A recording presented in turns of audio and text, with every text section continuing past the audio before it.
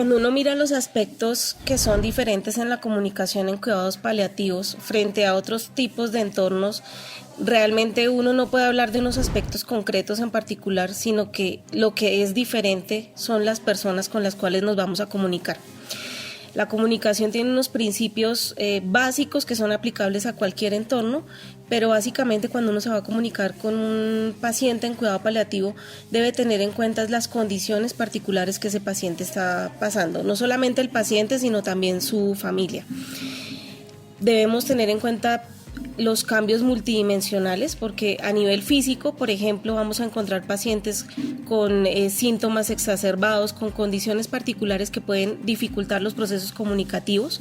A nivel emocional vamos a encontrar personas que también pueden tener agudizadas emociones como la ira, la rabia, el shock, la incertidumbre, la depresión y la ansiedad. A nivel espiritual es importante tener en cuenta que estamos enfrente de una persona que está siendo consciente de la finitud de su vida y que esto hace que sus preocupaciones frente a los temas de salud cambien sustancialmente. Y finalmente a nivel social vamos a considerar también que es una persona que está en un proceso de aislamiento social, que está como recopilando todo lo que hizo en su vida y en ese sentido también interactuando de manera diferente con las personas de su entorno inmediato. De manera que no hay aspectos diferentes en la comunicación, digamos, frente a los elementos comunicativos o a las habilidades comunicativas del profesional, sino que debemos considerar lo que es diferente en el paciente, en la familia y también pues en el profesional que se enfrenta al proceso comunicativo. Frente a las características que debe tener un proceso comunicativo en cuidados paliativos, debemos tener en cuenta dos cosas. Primero es el qué. ¿Cuáles son esas características? Una comunicación en cuidados paliativos debe ser una comunicación provista de comprensión, de empatía, de respeto, de conciencia del otro.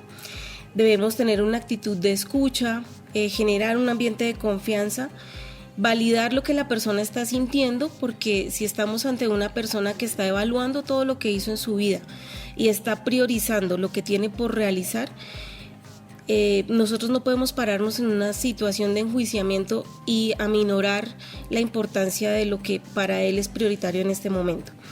Además, debemos ser muy buenos observadores y tener la conciencia de las propias habilidades que tenemos en este proceso comunicativo. Saber que para nosotros mismos puede ser difícil enfrentarnos a la finitud de la vida y comunicarlo de manera clara, concisa, concreta. Entonces, eso es el qué.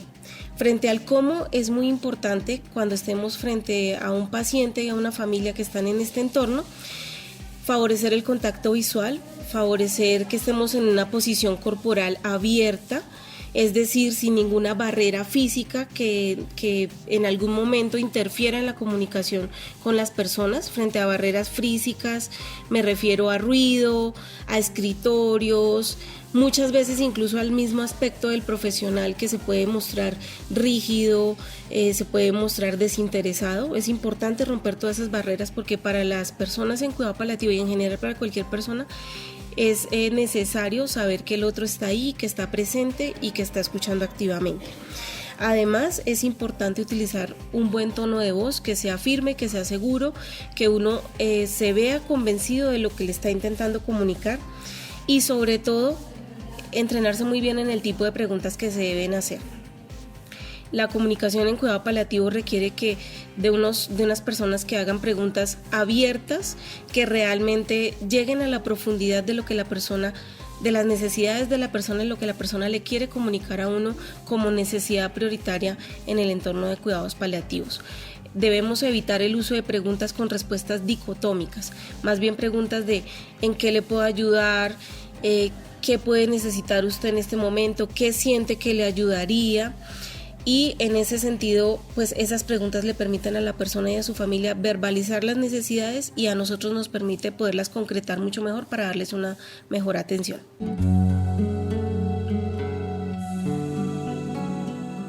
Nosotros debemos considerar que toda comunicación en sí misma, en cualquier entorno, se convierte en una acción terapéutica, porque para un proceso comunicativo efectivo yo debo desarrollar una relación de confianza.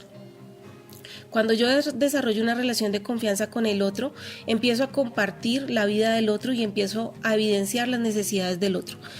Es así que pues en cuidados paliativos esto toma una mayor importancia, porque la persona en este momento tiene unas necesidades que, aunque los profesionales a veces no las veamos, son unas necesidades existenciales. La persona se encuentra enfrentada nuevamente ante la finitud de su vida, ante la finitud de sus relaciones, pero también se encuentra enfrentada al querer dejar un legado, al encontrar el sentido de su vida, al saber para qué existió. Y en ese sentido es muy importante desarrollar una comunicación terapéutica efectiva. Sabemos que como enfermeros, a través de la comunicación podemos desarrollar nuestras relaciones terapéuticas con nuestros pacientes y en esa medida poderlos escuchar, poder comprender cuáles son sus necesidades existenciales, cuáles son sus prioridades en este momento y ayudarles a alcanzarlas, pues hace que esto sea terapéutico para los pacientes. Hay estudios que demuestran que cuando los pacientes tienen cosas pendientes por resolver, se exacerban sus síntomas, por ejemplo. Entonces no podemos pretender que solamente la terapéutica en cuidados paliativos sea medicamentosa, sino que también a través de acciones comunicativas y construcción de relaciones terapéuticas podemos mejorar muchas de esos síntomas que se han reportado agudizados en el paciente en cuidados paliativos.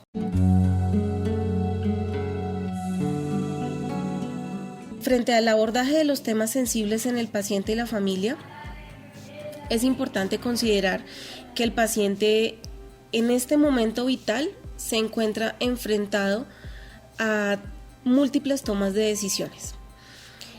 Nuestro objetivo como enfermeros siempre en un proceso comunicativo es dignificar a esa persona, mostrarle a esa persona que él existe hasta el momento en que deje de existir, y en el momento que deje de existir va a quedar su legado. Entonces, ¿qué es importante? Expandir, magnificar los escenarios en que esa persona pueda comportarse como tal y pueda sentirse como persona. ¿Cuál es la mayor expresión de autonomía o de dignificación de una persona? Poder tomar decisiones acerca de su propia vida, acerca de su propia terapéutica. Entonces, ¿qué sucede acá? Hay decisiones que debemos tomar acerca de temas sensibles.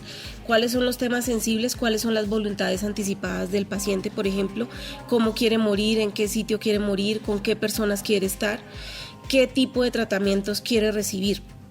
Entonces, lo primero es mantener una buena comunicación con la persona en términos de respeto, de comprensión, de apoyo, de hacerle saber todo el tiempo y de escucharle cuáles son sus deseos y preferencias, para que la persona entienda que la decisión, si ella está mentalmente intacta, la decisión finalmente es de ella y esa decisión va a ser respetada, no va a ser juzgada y va a ser defendida. Nuestra labor es defender esas decisiones para que la persona pueda morir con dignidad.